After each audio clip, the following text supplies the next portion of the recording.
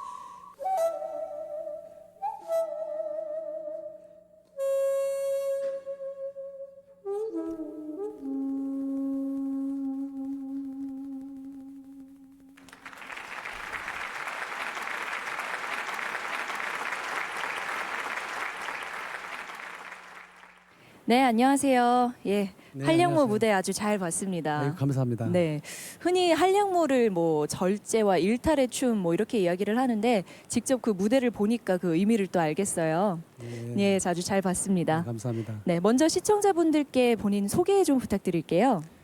예, 저는 그 현재 전라북도 익산 시립무용단의 예술 감독 겸 상임 만부자로 있습니다. 네, 그렇죠. 지금 익산에 이제 계신 건데 취임하신 지 2년 정도 되셨죠? 네, 딱 2년 됐습니다. 네, 벌써부터 익산의 문화예술계를 뭐 뒤흔들어 놨다 이런 평이 있던데. 너무 과찬의 말씀이신 것 같아요. 아닙니다. 뭐 어떤 변화가 있었는지 좀 직접 이야기해 주시겠어요? 관객이 없는 공연을 아무리 작품을 잘했어도 네. 실패한 공연이라고 저는 생각하기 때문에 정기 공연을 1년에 2번을 합니다. 네. 창작 한 번, 전동 한 번 이렇게 나누면서 1년 2회를 하는데 뮤지컬까지 해서 1200석을 다 매진을 시켰고 등등. 어찌 이렇게 순수예술이 이럴 수 있을까. 네. 과거와 현재를 관객들이 비교하겠죠. 네, 말씀하신 것처럼 순수 예술이라는 게 어떻게 보면은 대중이 많이 관심을 갖고 있지는 않을 수도 있을 것 같은데 참 신기하게도 매번 공연을 할 때마다 그 큰 무대가 항상 만석이라는 점이 참 우리 익산의 문화 예술을 위해서 노력하고 계신다는 게 참 보이는 것 같아요. 사실 서울에서도 이미 활동을 하셨잖아요. 네네. 예, 서울에서는 어떤 활동을 하셨죠? 가장 많이 활동했던 건 직업단체, 네. 프로단체죠. 네. 서울 시립무용단에 있었습니다. 단원으로서 단원이라 하면은 직책 단원이 아닌 네. 수석, 부석, 지도위원 이렇게 나누는 걸 직책 단원이라고 합니다. 네. 직책 단원이 일반 단원으로서 세종문화의 대극장 전국 공연 네. 창작 안무를 했습니다. 네, 제가. 네. 저게 파격적이었죠. 뭐 현재 프로단체가 전국적으로 아주 많지만은 네. 일반 단원이 정규공연 대극장 안무한 경우는 처음이라고 생각하고 마지막이었다고 생각합니다. 그러니까 어떻게 보면 창작 무용을 떠올리면 이제 박종필 감독이 생각나게끔 그 뭐랄까요, 공식이 좀 있는 것 같은데, 자, 서울에서 그리고 또 우리가 들으면 다 알만한 이름을 가지고 계신 분을 만난 인연이 있었죠? 네네. 네네. 어떤 분이신가요? 임혜방 선생님이죠. 그렇죠. 네. 자, 임혜방 선생님 하면은 우리가 뭐 무용의 전설 이렇게 이야기를 하잖아요. 네. 혹시라도 잘 모르고 계실 시청자분들 위해서 어떤 분인지 소개 좀 부탁드릴게요. 네, 임혜방 선생님은 문화예술계 그리고 무용계 거목이라고 할 수 있는 거장이죠. 네. 승무 27호, 네. 살뿌리춤 97호 두 가지를 보유하신 100년에 한 분 나올 수 있는 분이라고 생각할 정도로 네네. 대단한 분이십니다. 네, 맞습니다. 네. 이 중요 무용문화재 무용 부문에서 아주 자주 등장하는 이름이잖아요. 네네. 근데 이런 분과 뭐 직접 같이 사셨다고요? 말은 나서 제주도로 보내듯이 사람은 나 서울로 보내야 한다는 말처럼 네. 제 스스로 달려갔습니다. 선생님을 찾아뵙고 선생님을 인연을 만들어서 제가 찾아갔죠. 네. 그래서 공부를 하게 됐는데 왔다 갔다 하면서 기거할 수 있는 곳이 없었습니다. 서울로 가니까 돈도 없었고 네. 그 스님에게 스님 수박 한 덩이를 사갖고 왔습니다. 네. 큰 걸. 수박이요? 예. 예. 수박 큰 절을 올렸습니다. 네. 선생님 저 선생님 춤이 좋아서 왔는데 저 받아드리겠습니까? 라고 하니까 고개를 살래살래 흔들으시더라고요. 네네네. 근데 월사비를 낼 수 없는 상태였고 그래서 제가 그냥 수박 한 덩이로 첫 인사를 드렸습니다. 네. 그러면은 어느 정도 설득이 필요했을 것 같은데 어떤 과정이 있었나요? 저를 일주일 동안 정도를 지켜보시더라고요. 근데 제 성격이 네. 어디 가서나 진실하면 되지 않을까. 선생님한테도 네. 어르신이니까 내 부모처럼 생각하는 마음으로 하면 되지 않을까라는 생각으로 일주일을 잘 견뎌봤습니다. 네. 그래서 그 옆에서 열심히 하는 모습에 이제 임혜방 선생님이 제자로서 받아들이게 된 건가 보네요. 네. 예. 뭐 이렇게 선생님의 제자로서 이제 춤을 전승해 나가는 것에 있어서 책임을 느끼실 것 같은데요. 예, 어떤 책임감을 가지고 계신가요? 제가 선생님을 한 8년 정도를 모셨습니다. 네. 8년 모시는 과정에서는 저는 항상 제자이기 전에 머슴이라는 생각을 했습니다. 네네. 제자처럼 선생님 밑에서 공부를 하게 되면은 선생님을 저를 받아들이지 않았을 것입니다. 월사비도 안 내지. 춤을 배워가지. 네. 근데 옛날 우리 선생님은 너무너무 정이 많으신 분이에요. 제가 안타까웠나? 제가 머슴처럼 청소를 하라고 하면 하루에 2시간을 청소하고 선생님이 다일질이라겠죠. 먼지를 보면 못 봐요. 네. 보선에 먼지가 살짝 묻어나잖아요. 그럼 나는 그날 죽는 날이에요. 청소를 안 해놔서. 네. 그런 마음 속에서 오랜 세월을 견뎠죠. 군대 3년 갔다 오기도 힘들지 않습니까? 예. 군대 생활 3년도 힘들다고 하셨는데 8년이라는 세월을 이제 뭐 머슴 역할을 자처하면서 임혜방 선생님 옆에 계셨잖아요. 네. 어떻게 그런 마음가짐으로 오랫동안 선생님 옆에 함께 할 수 있었죠? 한 2, 3년이 지나고 나서 선생님하고 정이 들어서 네. 이제는 선생님이 부모 같은 마음이었습니다. 오히려 부모님보다도 더 많이 가까이 살고 같이 살았으니까. 네. 그래서 선생님께서는 너무너무 정이 많으시기 때문에 네. 손수 내가 공연을 외부에서 할 경우 선생님이 손수 옷을 지어서 저한테 돈을 한 푼도 안 받으시고 네. 그래서 저한테 많은 사람들한테 다리고 다니면서 저를 칭찬이 아닌 네. 칭찬인지도 모르겠네요. 이놈은 진국이야 이런 말을 저한테 해줬어요. 네. 사람들한테도. 그때마다 참 뿌듯하셨을 것 같습니다. 네. 네, 임혜방 선생의 제자로 손꼽히는 분들은 뭐 여럿 더 있죠. 네, 근데 이제 임혜방 선생이 흩어져 있던 민속 춤을 되살렸다면 이제 제자들의 몫은 그 맥을 이어가는 것 아닐까 싶습니다. 네. 네. 이번에는 임혜방류 살풀이에 창작무용 아리랑을 더해서 박종필 감독만의 살풀이를 선보인다고 합니다. 함께 감상하시죠.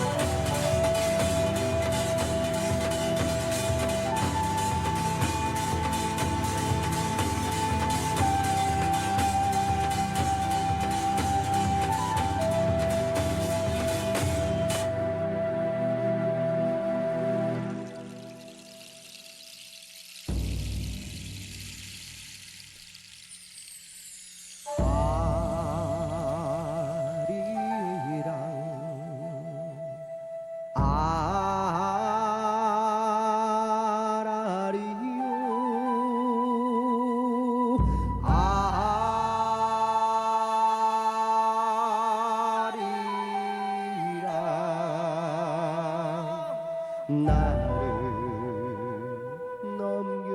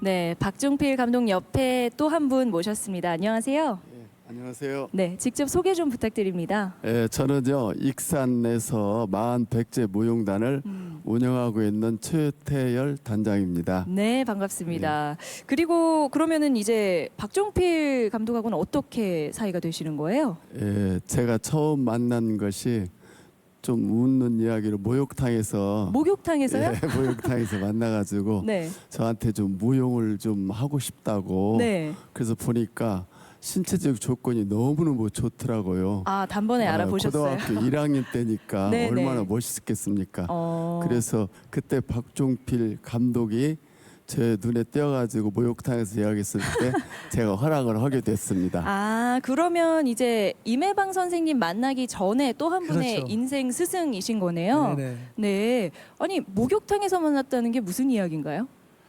이 우리 최태일 선생님께서 그때 이리오고의 무용 교사였어요. 아. 무용 선생님이었어요. 네. 근데 크게 무용 뭐 축제가 있어가지고 우리 강당이 크니까 음. 강당에서 빌려서 여학생들이 와서 무용을 했나 봐요.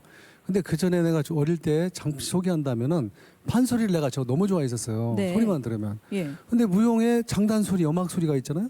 멜로디가 막 들려오는 거야. 그래서 귀 기울여서 창틀 사이로 이렇게 봤어요. 네. 보니까 선생님이 막 하는 아이들을 가르치고 있어요, 무용을. 그때 내가 여러 번 그 기회가 돼서 그런 걸 보면서 무용에 빠지게 됐죠. 아, 그러면 목욕탕에서 만나신 건 아니잖아요. 그렇죠. 예. 근데 아니 선생님은 저를 모르고 네. 나만 선생님 봤죠. 선생님 집하고 저희 집하고 중간에 이 남중 목욕탕이네요. 지금 없어졌는데 네. 목욕탕이 있었어요. 네. 목욕탕을 갔는데 선생님이 딱 보이시는 거예요. 선생님 저를 전혀 모르죠. 네. 어린 나이인데 고등학교 1학년 때였습니다. 선생님, 네. 제가 등 좀 밀어드릴까요? 그랬어요. 네. 그랬더니 깜짝 놀라셔요. 모르는 사람이 그렇죠. 청년이 학생이 그러니까 그래서 그러시더라고요. 그래서 제가 밀어드리니까 선생님도 저를 밀어드리더라고요. 네. 감사합니다. 그냥 그날은 아무 말도 못하고 나왔어요. 처음이니까. 네. 이게 첫 만남이었습니다. 그러면은 이제 두 번째 만남이 또 기대가 되네요. 어떻게 만나셨어요? 한 달이 지났어요. 예. 또 목욕탕을 갔는데 우연찮게 또 목욕탕에서 그 자리 똑같은 시간은 아니잖아요. 네. 그렇게 만났습니다. 아, 신기하네요. 참 네. 인연이긴 했나 봐요. 인연이 있죠. 예. 참 어릴 때부터 무용에 매료돼서 열심히 하신 것 같은데 어떤 점이 그렇게 좋으셨어요?